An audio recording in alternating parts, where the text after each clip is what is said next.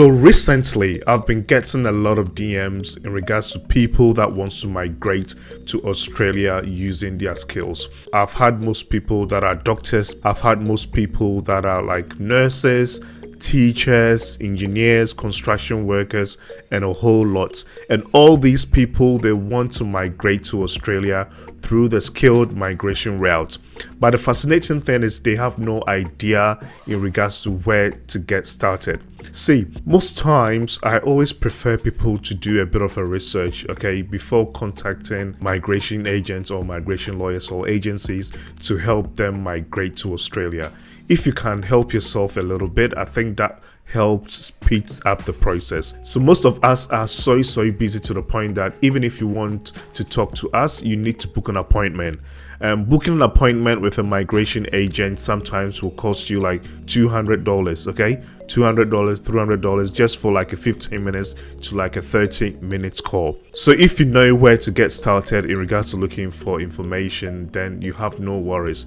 I'll prefer you basically do your own research. Make sure you tick all the eligibility criteria boxes, and if you are able to find out if you meet the eligibility criteria, then you start gathering your documents. And I think at that stage, this is when you might need the help of a migration lawyer or a migration agent to help you with your application process. But if you contact most agencies and you tell them to give you all the information, trust me, most of these agencies are really busy.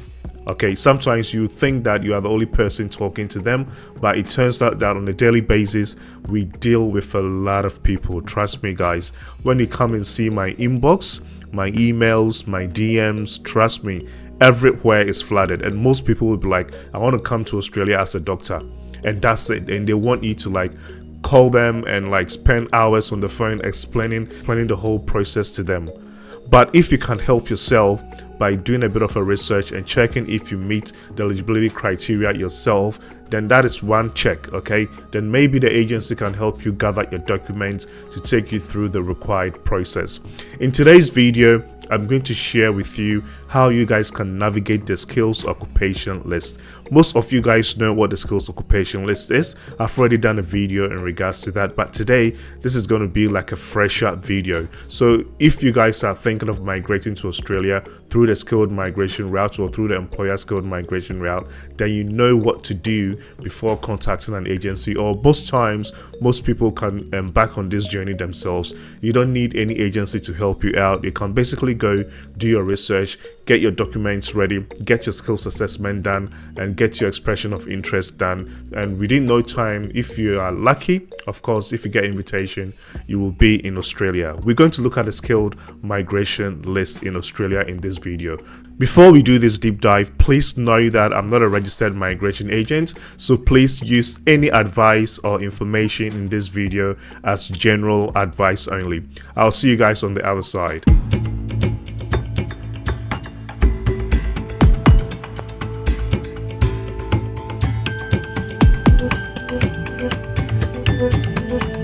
The SOL, or the skills occupation list. So what is this skills occupation list? So this is basically a list of occupations that Australia has listed, and with this list, Australia is basically saying that we need people to come and work in these occupations. We don't have enough skilled workers to come and work in this occupation. So if you are someone that is skilled and experienced outside of Australia and you are looking at migrating to Australia, then these are the sort of occupations that we need most people to come and work in. So you go there and check, and if your occupation is listed, you can take on the necessary steps in regards to you getting an invitation to come and live and work permanently in Australia.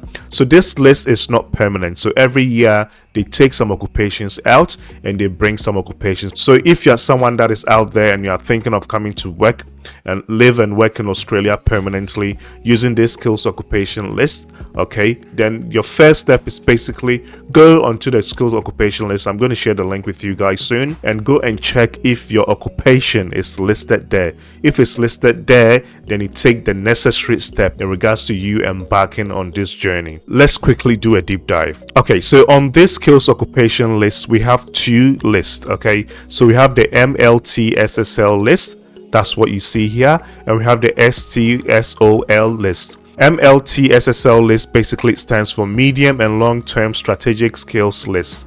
Okay, this is often associated with independent skills migration. You know how we have independent skills migration and also employer sponsored migration. So with this medium to long-term strategic list, they are basically saying that we need a lot of these people, okay, to come and live and work permanently, and this sort of occupations have been on the list for a very long time. Yeah, so if you are someone that possesses this sort of occupations or possesses this sort of skill sets, then you can come through the skilled migration route, which is most time the permanent residency route. And with the short-term skilled occupation list, this is more commonly linked with employer sponsored visas or temporary skilled migration programs. So when we say employer sponsored visas, so like visa subclass 482, we have 494, 4087 and the rest, and these are basically short-term occupations. These occupations do not basically stay on the list for a very long time. We also have the regional, but the regional is not very popular. So these two, so the MLTSSL and also the STSOL, these are the sort of list, okay, that you see on these skills occupation list. Let's quickly go on the government website. So we're going to look at some occupations that are listed on these lists. Okay guys, so I'm on the government website. Okay, so imi.homeaffairs.gov.au. okay, so the skilled occupation list, again, all the sort of visas that you can apply using the skills occupation list are listed here. Okay, I'm not going to waste time here. So what we basically do is we come here. So we have the skilled occupation list. You can basically type a certain occupation that you're looking for. So for example, let's say construction. Okay, yeah, construction, and you go search. Yep, and this will basically bring out all the construction occupations that are listed on the skills occupation list. Yep, so when you come here, we have the occupation. So construction estimator, we have the ANZ code. When you click here, it's going to give you the details in regards to the sort of task that is expected of a construction estimator. When it comes to the visas, this will list all the visas you can apply through the construction estimator list. Okay, and we have the type of list here, and we have the assessing authority. So when we say assessing authority, once your occupation is listed, okay, on the skills occupation list, you need to get your skills assessment done. So the next step is for you to basically come here and click on the assessing authority, register, and go through the skills assessment. You need a positive skills assessment to continue the process. So this is what you basically have to do. So you come here, you check your occupation is on the list, that is a check, then you move on, okay, to getting your skills assessment done. We have another one here, construction project manager. Again, when you go on this link, it's going to give you the details that is required of a construction project manager. This is the list. So this is the medium and long term strategic list, and also this is where you get your skills assessment done. And again, these are all the visas you can apply as a construction project manager. So let's quickly come back and we'll do another search. So I'll just type in here teacher. So teacher, then we go search, and again art teacher, okay, private tuition. So this is the code. Go and check the details that is required, the task details that is required as an art teacher in Australia, all the visas you'll be able to apply, the list, okay, with the short-term list, and also the assessing authority, and the list goes on and on. So dance teacher, we have drama teacher, okay, teacher of English, teacher of the hearing impaired, we have the assessing bodies here, okay, and the list goes on and on. So I'm going to leave this link in the description section below. Okay, so if you are thinking of migrating to Australia through the skilled migration route or through the employer skilled migration route, then please come here on the occupation list and search if your occupation is listed here. There's another website that can help you guys out. Okay, so this is another website here from ASM. So they've got a skilled occupation list here, and they've actually made things easier for you guys. So you come to the full list. Okay, they've got the name of the list, the ANZ code, the type of list, the sort of visa you'll be able to apply, and also the assessing authority. So for example, let's say a nurse. So when we type in a nurse here, Okay, so you have a registered nurse disability. Okay, the ANZ SCO code, the sort of list. Okay, so this is the medium and long-term list, the sort of, what do you call it, visas you'll be able to apply, and also the assessing body. Okay, so where to get your skills assessment. So also I'm going to leave this link in the description section below. You can basically come down here and download all the lists as Excel, and you can do your deep dive. Yeah, so guys, that was a quick demo. Okay, again, I'm going to leave all those links in the description section below. Please go there and do the deep dive. Now let's continue. Now we have something called a skills priority list. So this is basically saying that with the occupation list that I just showed you guys, we have an assessing body called the Jobs and Skills Australia body. So from all the occupations that are listed on the skilled occupation list, okay, they'll do some market testing and they'll let us know the sort of skills that are in high demand than the others. So some skills will be prioritized amongst the others, and they do that by using some labor market testing, okay, using the jobs and the sort of job vacancies we have in Australia and the rest. They have like a whole team that basically does that. And with this skills priority list, this will basically let you know that if you are someone that possesses the skills, if you put in an invitation, you'll be selected. And if you apply for your visa will be prioritized and you get a visa grant within no time. So what this is basically saying that out of this list too, we have a list that they prioritize. They prioritize some occupations as compared to others. Okay, so what is a skills priority list? Let's quickly do a deep dive. And of course, I'm going to share another link with you, another helpful link with you that is going to help you guys out, so please stay with me.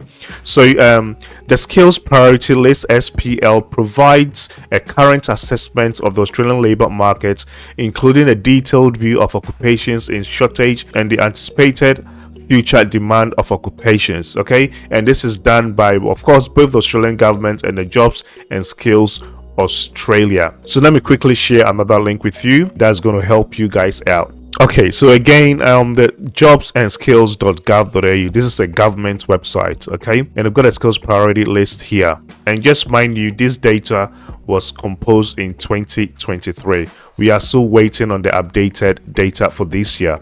Okay, but hey guys, we are only in April, and as I said, the government is basically restructuring the general skilled migration route. So maybe in the next few months, all this is going to be changed. Okay, so this is how to search.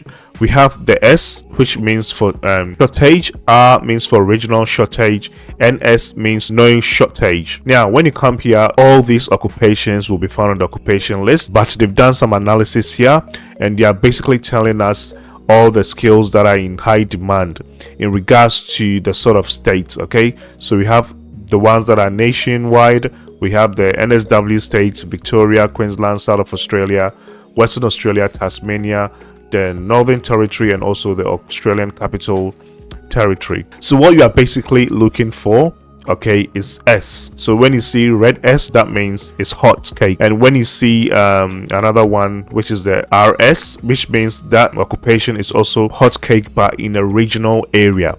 Okay, when you see NS, we don't really like the NS, but we want the S and also the RS. That's what we're looking for. Again, you'll be able to come here and also download, okay, and download. But let's quickly do a quick search. I'll just write, let's say a nurse. A nurse. Okay, so when we come here, again, we've got a childcare worker. This shows that in all the states, a childcare worker is what? Hot cake. So this is like it's on a priority list. So if you're a child care worker and you meet all the criteria, trust me, childcare worker is in high demand in Australia. The next one here is the dental assistant. So you can see that NSW, Victoria, Queensland, South Australia, Western Australia is all NS. So if you're a dental assistant and you want to migrate to Australia, then your best bet is to migrate to the Tasmania and the Northern Territory states, because a dental assistant is basically hot cake in these two states. Enrolled nurse is basically hot cake everywhere except Victoria. So enrolled nurse is also in high demand. So you have a nurse educator, hot cake, nurse practitioner, hot cake, nurse research. You see, so most of the nursing thing will be hot cake. Registered nurse here, hot cake is all SSS.